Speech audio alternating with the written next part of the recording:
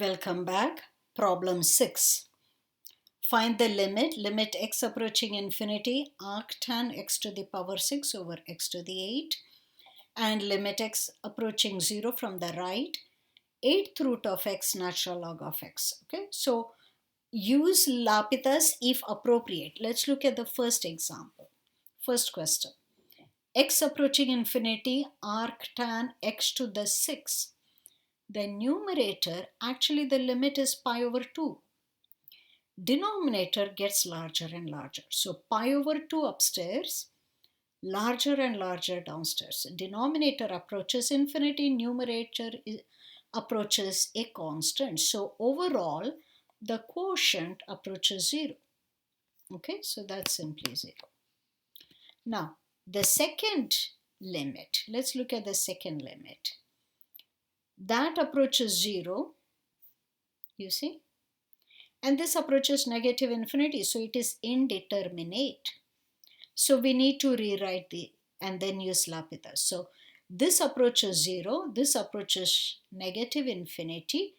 So I'll take this, write it in the denominator. So power 1/8 becomes power negative 1/8 in the denominator. Now take derivative. Derivative of the top is 1 over x. Derivative of the bottom, negative 1/8 comes down. Power reduces, becomes negative 9/8. So 1/8 became 8 upstairs. So this, I move it upstairs. X here, x to the power 9/8 above, I can remove one of the x's and I'm left with x to the power 1/8 above. Okay. So now when x approaches 0, this is 0. So let's see. Correct. Next. If appropriate, limit x approaching 1, 5 to the x minus 5 over x squared minus 1. And limit x approaching in inverse, infinity of tan inverse x, 1 over x minus 5. So let's see, one at a time.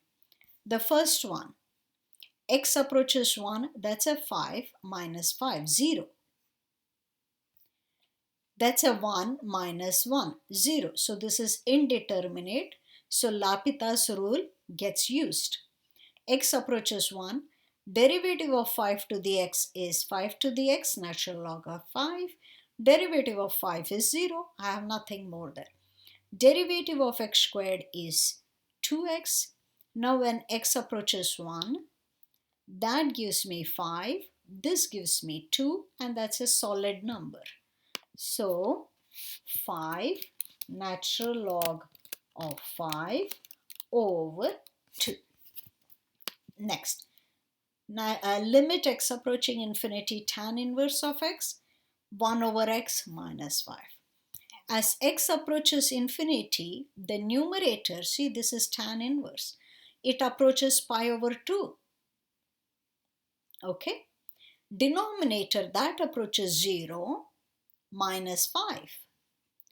Okay, 0 minus 5. So pi over 2 over negative 5. Well, you simplify this, it is negative pi over 10. Okay, check. Very good. Next problem. Limit x approaching infinity, cube root of something minus x. Okay, let's see. When x approaches infinity, that already is some kind of infinity. But even otherwise, this term goes to infinity, this term goes to infinity. You have indeterminate form of infinity minus infinity. So we need several steps. This is a long problem.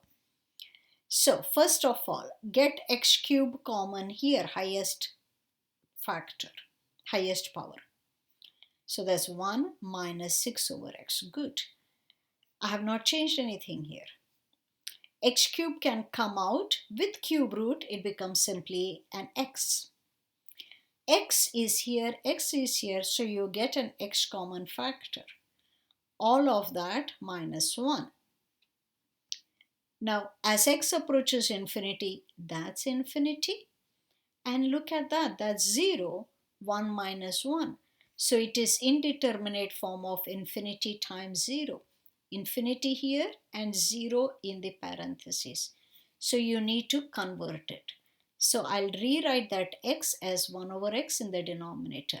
Now this is 0 over 0 type. So we are ready to use L'Hopital's rule. Derivative of the top. That's this expression power 1/3. So derivative 1/3 comes down. That expression power negative 2/3. This has derivative 0. Don't forget chain rule. Okay. Negative 6 over x. Its derivative will be negative 6 over x squared and a negative. So that's a positive 6 over x squared. Derivative of 1 over x is negative 1 over x squared. So notice those x squareds cancel. A negative survives. That 3 goes in 6 2 times. This negative power comes down. At this point, when x approaches infinity, this goes to 0. All you are left with is negative 2 over 1, negative 2.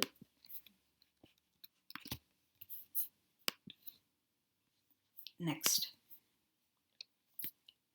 Limit x approaching infinity, 11x e to the x minus 11x. Okay, so let's figure out. When x approaches infinity, that's infinity, that approaches 1, infinity minus infinity, that approaches infinity. So it's indeterminate. So let's get 11x common factor. E to the 1 over x minus 1. That's infinity. And that gives me 1 minus 1, 0. So it's indeterminate of the form infinity 0. So rewrite that x with 1 over x in the bottom. Now 0 over 0, that's indeterminate form 0 over 0. So take the derivative of the top. 1 gives you nothing. Derivative of e to anything is itself. Chain rule. Derivative of 1 over x is negative 1 over x squared. So you see, this factor cancels this factor. All I'm left with is 11 e to the 1 over x. When x approaches infinity, 1 over x approaches 0. E to something approaching 0 approaches 1. Final answer is 11. Fantastic. Next problem. 5 cosine negative 3x secant negative 5x, x approaching pi over 2. 5 cosine negative 3x secant negative 5x. Now look at that. When x approaches pi over 2, cosine approaches 0, secant is 1 over cosine, that also approaches 0. So, cosine approaches 0, but secant therefore approaches infinity. So this is 0 times infinity in determinate form. So you need to rewrite it first. I'll rewrite that secant in the denominator as a cosine. So reciprocal of secant goes to the bottom. Cosine, cosine. So that's a 0 as x approaches pi by 2. That's a 0 as x approaches pi by 2. So you can use L'Hopital's. Derivative is a sine. Don't forget chain rule. So that became 15. Derivative of cosine is a sine. Don't forget the chain rule, 5. So when x approaches pi over 2, this approaches either positive or negative 1. So you see, when x approaches pi over 2, this is negative 3 over 2, negative 3 pi over 2.